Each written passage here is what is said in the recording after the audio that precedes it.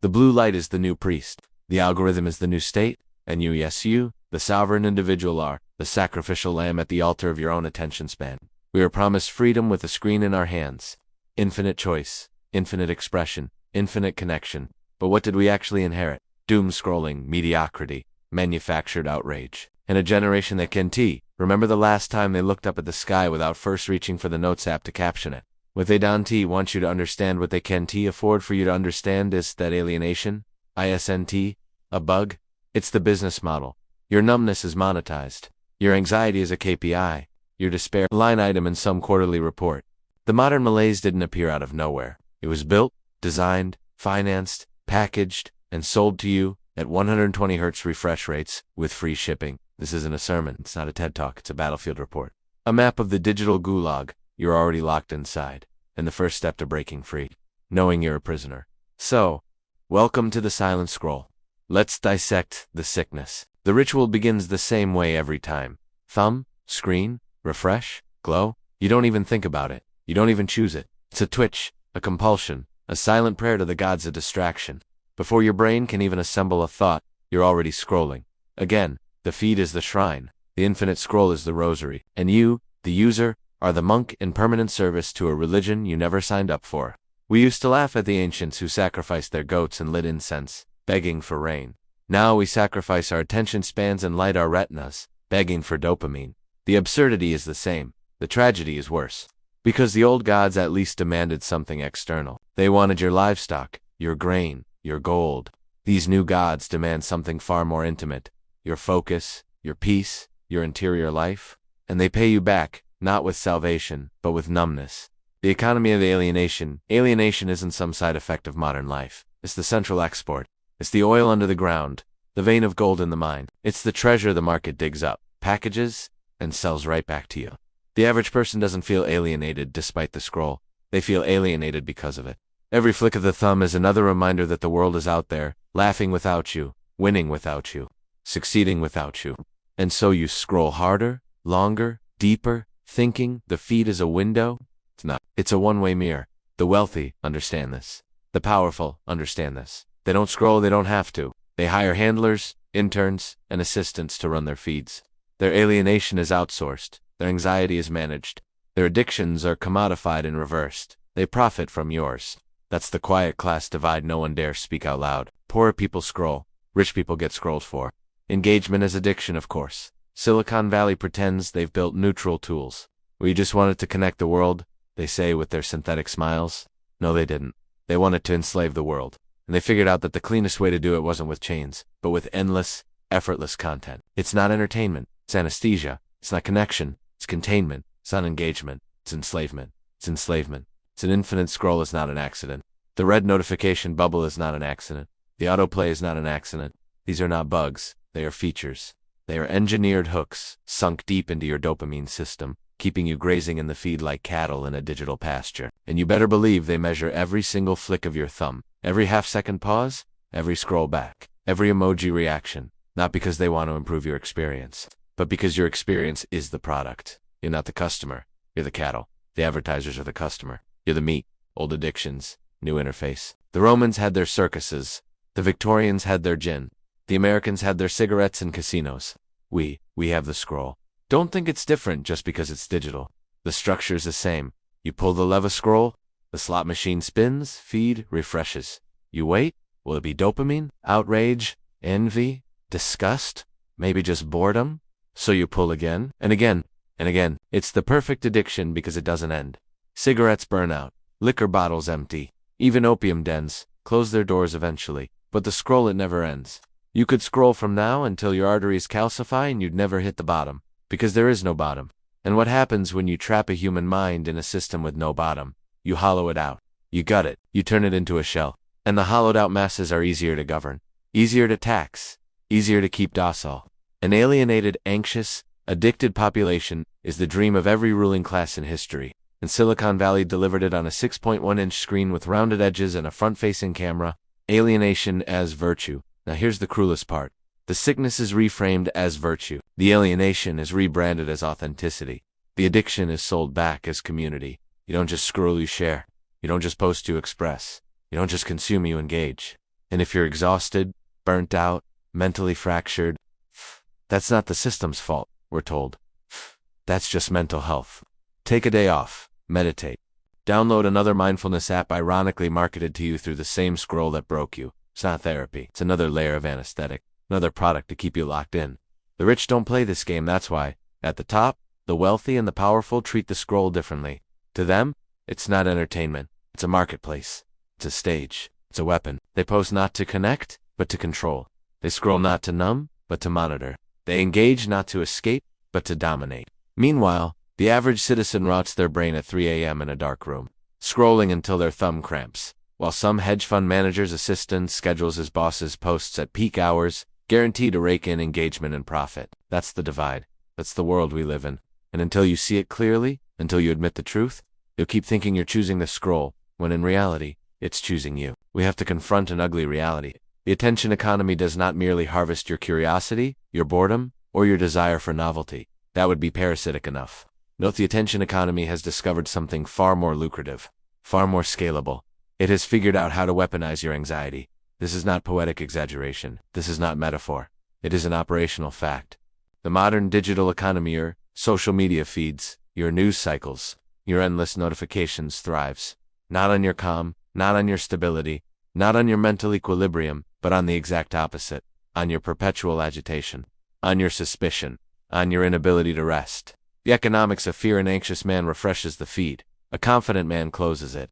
Confidence does not generate engagement. Contentment does not sell ads. Peace of mind is the enemy of profit. So the system must dismantle peace. It must erode confidence. It must destroy contentment. It must keep you suspended in that liminal state of almost satisfied, but not quite, of nearly enough, but just a little short. This is why social media feeds privilege outrage. This is why your notifications seem designed to destabilize you. This is why you are constantly shown headlines that predict catastrophe, decline, collapse. Fear keeps you checking. Anxiety keeps you watching. Outrage keeps you typing. The rulers of this economy do not need to chain you. They need only to convince you that if you look away even for a second, you will miss something catastrophic. You'll be left behind. The tribe will abandon you. You will not belong. It is the same primal trigger that once kept human beings huddled together around fires, scanning the horizon for predators. The difference is that the predators are now illusions, phantoms conjured by the algorithm. The fire is your phone, and you sit around it, night after night, trembling at shadows that never arrive. Tweets as confession. When you strip down the data of the digital age, when you analyze millions of tweets, posts, updates, you begin to see a pattern emerge. The pattern is not celebration. It is not joy. It is not pride. The dominant note is confession. Confessions of exhaustion. I can't sleep. Confessions of insecurity. What if I fail? Confessions of spirals. I can't stop confessions of despair. I don't want to get out of bed. Each tweet is a microjournal entry, an unfiltered broadcast of someone's psychic instability. And each confession is rewarded with the dopamine pellet of engagement. Likes, retweets, sympathy, mockery. A reinforcement loop is formed. Your weakness becomes your signal. Your fragility becomes your brand. This is not therapeutic. This is not catharsis. This is monetized neurosis. A civilization that once treated dignity as its highest currency now rewards self-destruction with fleeting digital approval. Then the tragedy. People know it. They know it as they do it. The average user is perfectly aware that the performance of their anxiety, their addiction, their alienation is a performance. Yet they perform anyway. Because to stop is to vanish. And in the modern economy, vanishing is death. Perpetual overdrive. Consider the architecture of the feed. It is not paced for reflection. It is not designed for depth. It is tuned for speed, for volatility, for perpetual overdrive. The anxious mind is not idle at race days, and the feed is the perfect complement, a racing track with no finish line. Each post is another obstacle, another spike in adrenaline, another jolt of stimulation. This is why scrolling never soothes. It only accelerates. The anxious user does not scroll to calm down. They scroll to sustain the anxiety. The feed trains the nervous system to crave tension, to fear silence, to reject rest. And the corporations behind it know this. They do not hope you will calm down. They hope you will panic. They hope you will obsess. They hope you will never find resolution, because resolution ends engagement. Anxiety renews it. Anxiety as a service in Silicon Valley. They speak of software as a service. In truth, what they have built is anxiety as a service. A recurring subscription model, auto-renewed, charged monthly net to your credit card, but to your nervous system. Every new platform, every new app, Every new feature is sold with the same promises: connection, efficiency, entertainment. But peel back the marketing gloss, and you see the real business model: perpetual agitation. Your screen is not neutral. It is an anxiety machine. Every vibration in your pocket is not a convenience. It is a microjolt of panic. Every red bubble is not information. It is a warning siren. You live inside a perpetual state of minor emergencies, and you pay for it not in dollars, but in cortisol.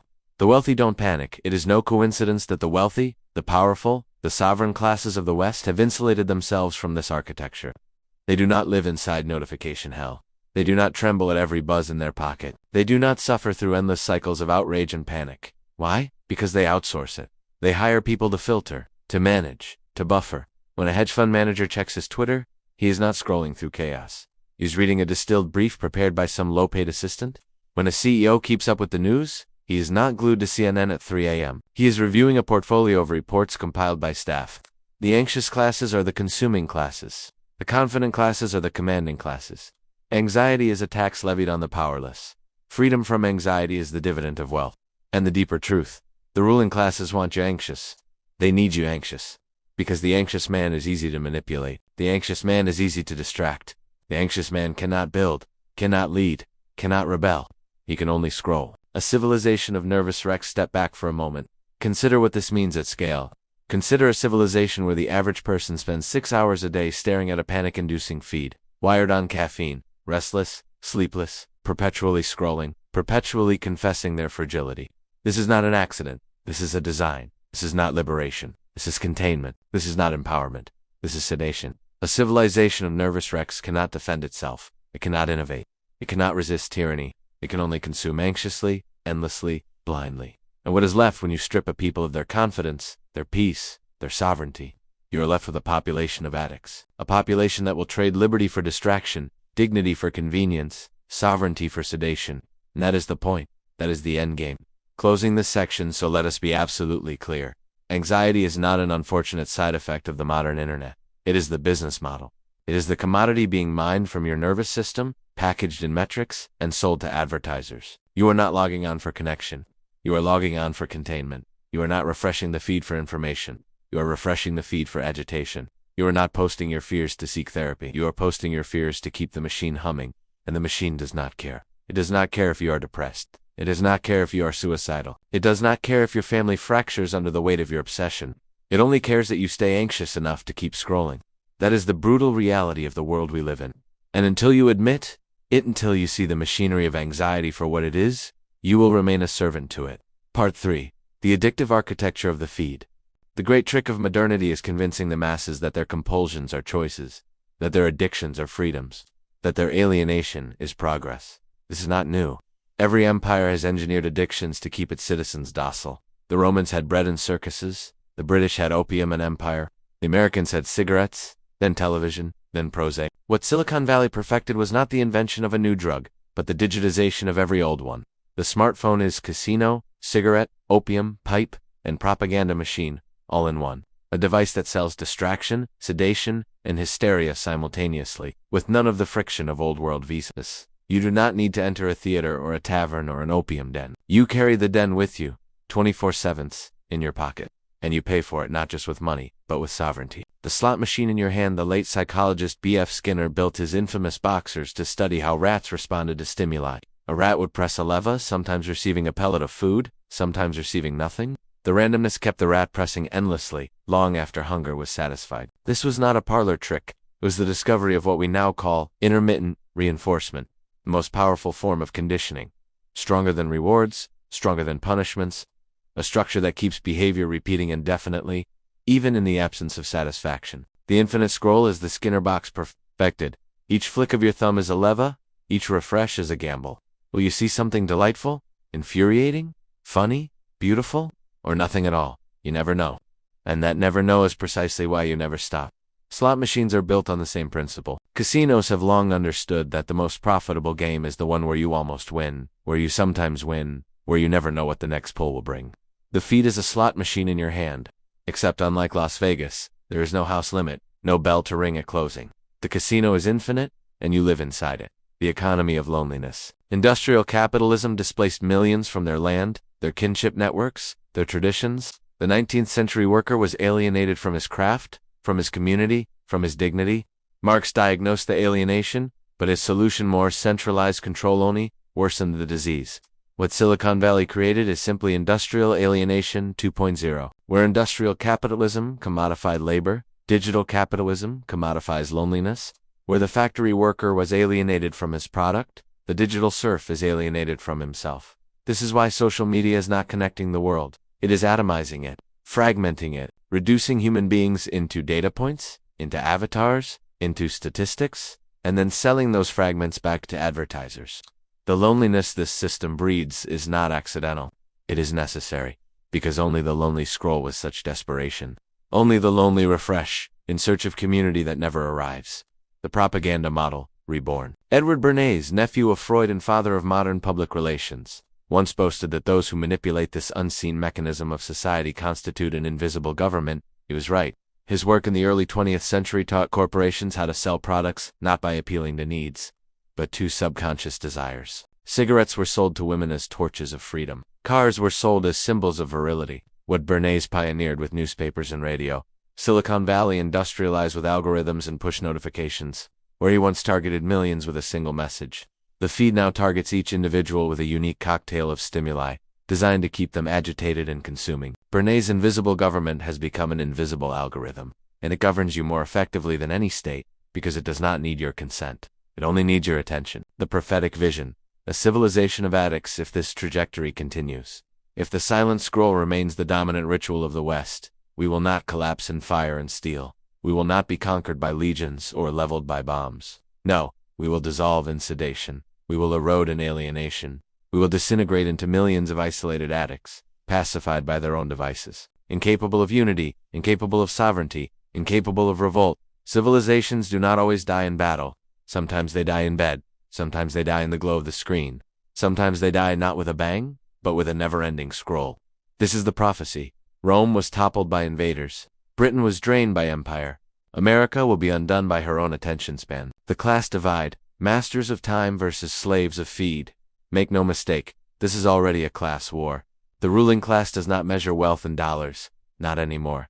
They measure wealth in time, in sovereignty, in the ability to choose how their days unfold, unmediated by the algorithm.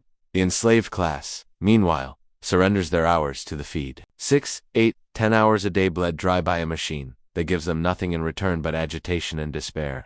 And as this divide grows, the world bifurcates into two camps: the builders of citadels, wealthy, detached, sovereign; the dwellers of scrolls, anxious, addicted, alienated. History belongs to the first group.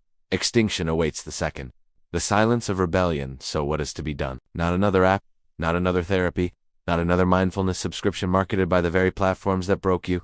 The rebellion is silence. The rebellion is abstention. The rebellion is the terrifying moment when you put the phone down, walk away, and refuse to play the game. Do you know why this is the most radical act? Because it is the only one that cannot be monetized. Outrage is monetized. Sadness is monetized. Addiction is monetized. But silence, sovereign silence, that is unprofitable. That is rebellion. The system cannot comprehend a man who does not scroll. It cannot predict him, cannot corral him, cannot contain him. He is invisible to the algorithm. He is a sovereign, not a serf. The warning, but let us be clear. This path is narrow. The tide runs against it. Entire industries, trillions in capital, millions of engineers and propagandists are devoted to keeping you inside the scroll. If you do nothing, you will drown in it. If you do nothing, you will hand over not just your data, not just your money, but your dignity, your sanity, your civilization. The scroll is not neutral. It is a weapon, and right now, it is pointed at you. Conclusion: the prophecy fulfilled or broken alienation is not a bug.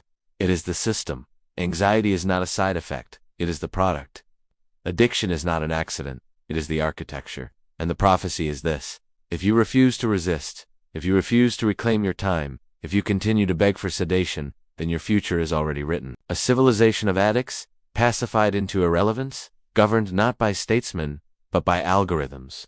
But the alternative is also written, for those who seize it, for those who rebel, for those who choose silence and sovereignty. The future is not despair. It is dominion. It is citadel.